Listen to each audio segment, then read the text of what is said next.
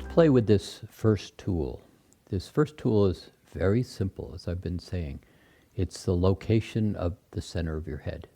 Now, everybody kind of knows where the center of their head is, but do you spend any time in the center of your head? And there's a reason for that question, because growing up and all through our life, the mom, dad, teacher, minister of life seem to have a better idea than we do. Do you remember that?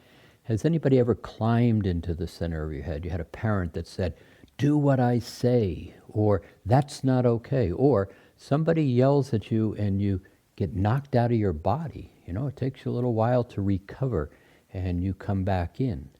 What happens in that situation particularly, you get knocked out of your body, you leave the center of your being, center of your head in this case, and out you go.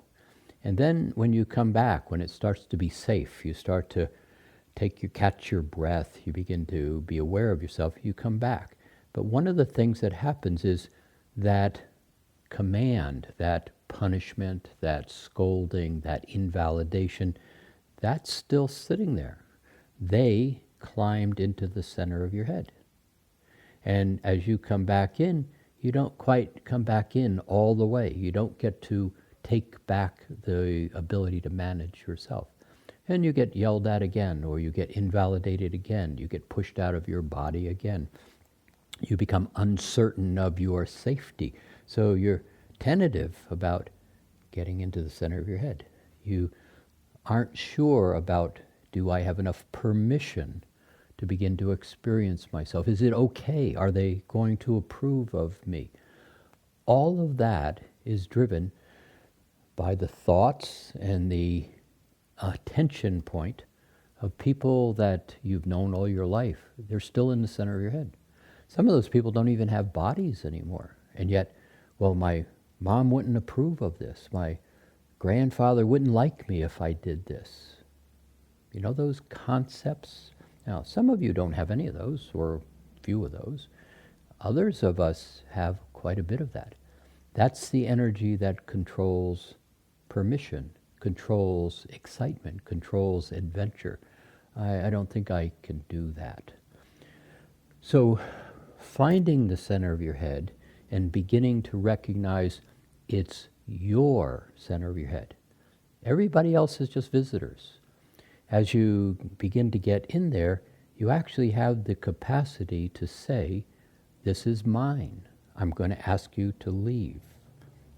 As we begin to play with this platform of certain and capable, kind of commanding your presence in present time, being able to sit in the center of your head and move somebody out of the center of your head is going to become a very valuable experience. So let's play with this. Again, very simple. So let me tell you what we're going to do, and then I'm going to show you what it looks like, and then we're going to do this. So I'm going to ask you in a moment to take your fingers and put them like this, and place them on the temples, this soft spot right here, kind of at the eyebrow level. And I'm going to ask you in a moment to close your eyes and draw a line between your two fingertips. I'm going to have you sit there and just kind of look at it for a moment. And then I'm going to ask you to rotate your fingers, putting one right here on the forehead, right above the nose, and the other one right behind your head, drawing another straight line between those 2 points. It's going to be where those two lines intersect that I'm going to ask you to bring your attention point. Now, if you were watching it, it's going to look something like this. Your two fingers will go to the temples, and there'll be a line drawn connecting the two fingers. Then rotate your fingers, one just above the nose at the forehead, and one behind your head, drawing another line that will look like this. These two lines will intersect in a point, the center of your head. Would you bring your attention to the center of your head? Would you be right in the center of your head will be the request. And then look through your eyes. Although they're closed, allow yourself to see the room. So let's play this out. Would you take a breath?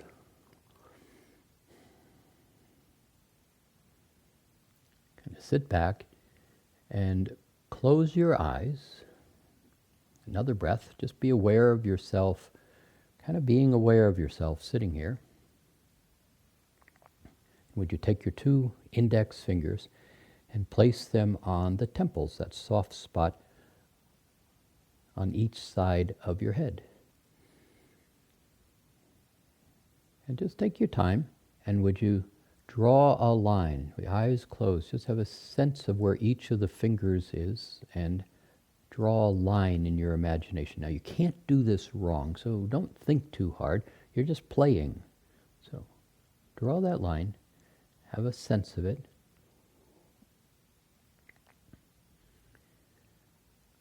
And then move your fingers, one right above the nose and the forehead, and one right behind your head. And then draw another line. And kind of have a sense of where those 2 lines intersect. It'll be just slightly above your center of your eyes and behind your eyes. Now go ahead and put your hands down. Take a couple more breaths, and would you be right behind your eyes? And again, don't think too hard. Relax the body.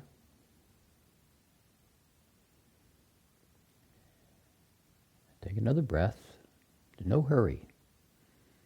And would you just have a sense of yourself in this space?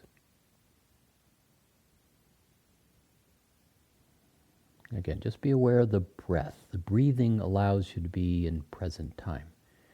Being right behind your eyes, being curious, being aware of yourself, you are in present time. Now, more or less just look around. See nothing, but just look around.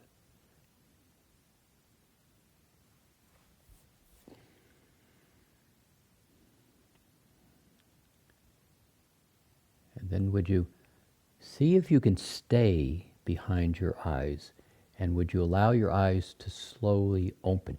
As you're opening your eyes, just be aware of yourself. Don't be so needing to see anything. And just kind of be aware of you being aware of you. And stay behind your eyes, and then just look at the room. Kind of slowly move your head around, looking at the room from behind your eyes. You know exactly what this room looks like, so it's not important to really see it or think it. Just kind of notice yourself, noticing yourself.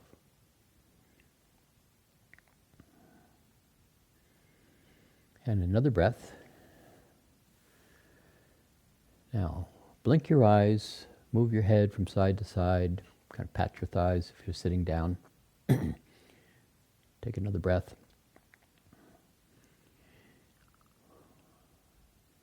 Now, notice, are you still behind your eyes? Most likely the answer is no, because you move to a place that is very much you, but maybe you don't spend a lot of time here. Now, let me explain a couple of things that happens. We have a tendency to move away from ourselves. We have a tendency to go to the external world. We have a tendency to move away, move kind of a little further. It's like concentric circles. We move a little further. Sometimes you can be more or less right here in the center of your head. Hello, I see you. I'm very present. I'm calm. I'm focused. And other times we move away. It's like, hey, how you doing? Nice to see you. This is really a great day. Well, that and this are 2 different things. Not good or bad, you just move away from yourself and you pull yourself back. But quite often, out here is where we are experiencing ourselves. And it's out here where we don't allow us to get back here, because the mom, dad, teacher, minister, and best friends many times are the ones who have said, you're not okay. Why did you buy that dress? It would look much better in blue. You thought it was great in green. and because your best friend said blue would be much better, you never wear the dress again. So we have a tendency, when we depend on the external world for our validation, we also depend on the external world for our invalidation. Now, let's play this one more time. And what I'm going to ask you to do is, over the next 2 or 3 days, just become conscious of this. As we play with these tools, I'm going to give you another set of tools that is actually going to be give you the capacity to recognize somebody's invalidation, not make it personal, but recognize, gee, doesn't belong to me. And I'm going to give you a set of tools at the end of all this that allow you to move them out of the center of your head. But for right now, let's play this one more time. Would you sit back again and just take a breath. Be right here. Now, just kind of notice from the center of your head, look around the room again, just like you did a few moments ago, and just see the room.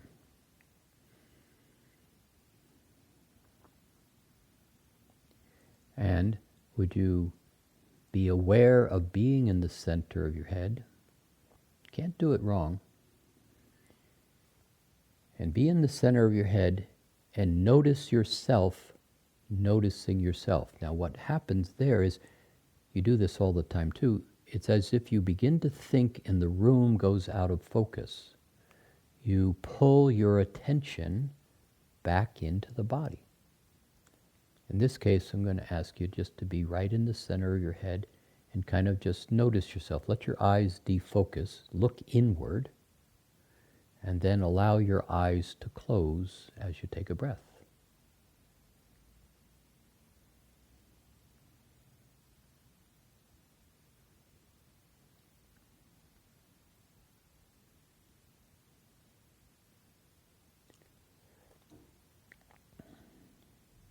Now, notice what happens when you change your attention point, but you stay in the center of your head. Would you have an awareness of a memory of being happy? Now, stay in the center of your head and just have an awareness.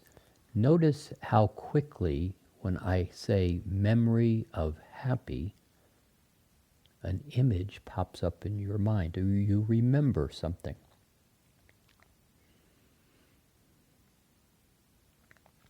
Now, let me ask you another question. Remember a time when you saw something that was beautiful?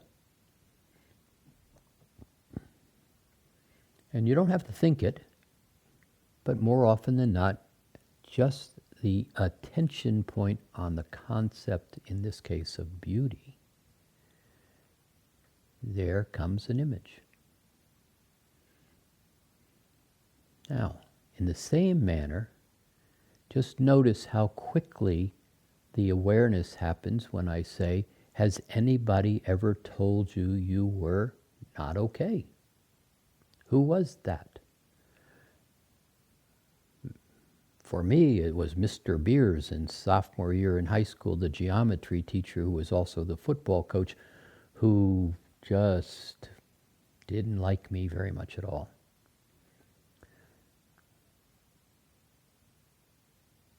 Now, another breath. Now, let that image go, and would you again bring your attention to that image of being happy?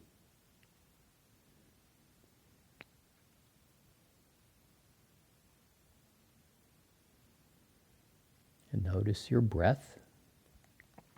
And would you notice the feeling in the body of being happy as you remember that memory?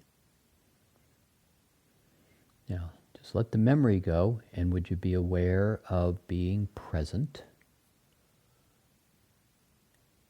and being right here?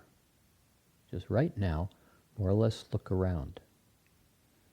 Just right here. Here I am. Another breath. Breathing is useful here.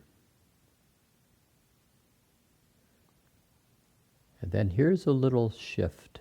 Would you be aware of yourself, being aware of you in the center of your head? Just kind of notice, here I am, and I'm more or less looking through my eyes. Now, your eyes are closed, but would you treat them as windows, even though they're closed? Would you look at the room that you're sitting in, eyes closed? You know exactly what it looks like. So part of this is clairvoyant seeing. We'll talk about that another time. And part of it is remembering. But with your eyes closed, looking through your eyes, would you see the room that you're sitting in? Just kind of look around the room. There's the door, there's the window, there's the floor, there's the table. Whatever it is, just kind of move your head and notice what's right in front of you, right there. Notice how quiet this is, or not. Maybe there's somebody in there that's saying, hey, I told you not to do this. Yeah, just another breath. Sit there a little bit more with your eyes closed, and would you be in the center of your head?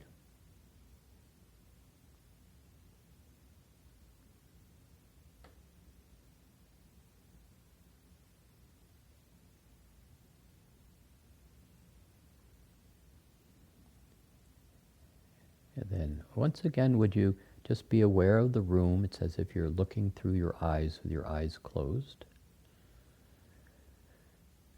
Take a breath. Be aware of yourself, and would you just slowly allow your eyes to open and see nothing. Just be aware of yourself, being aware of yourself in the center of your head. Blink your eyes a couple of times, wiggle your toes, see the room, take another breath.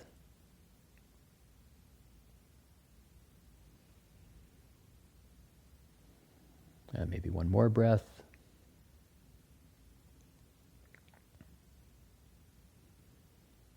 Now, would you notice yourself? Are you quieter? Is the body relaxed? Are you in present time? Versus when we started that, you may have had an attention span that was out here in those concentric circles. It's like, oh yeah, I'm here I am, I'm ready here, or whatever, talk to me. But now, just notice that there's a little bit more of a presence. Here I am.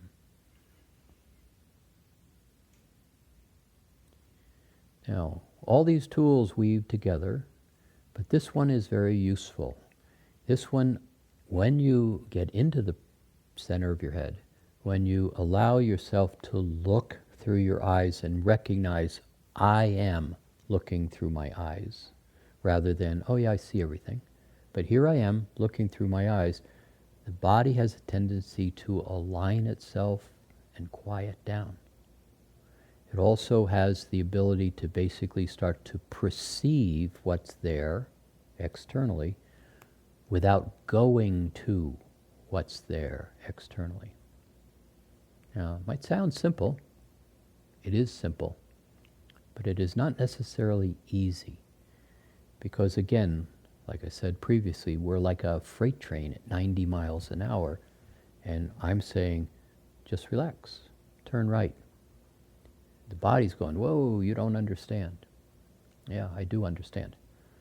But if you can begin to get into the center of your head, you're going to start to notice you're seeing and hearing and experiencing things that you miss quite often by being a little further out away from your body.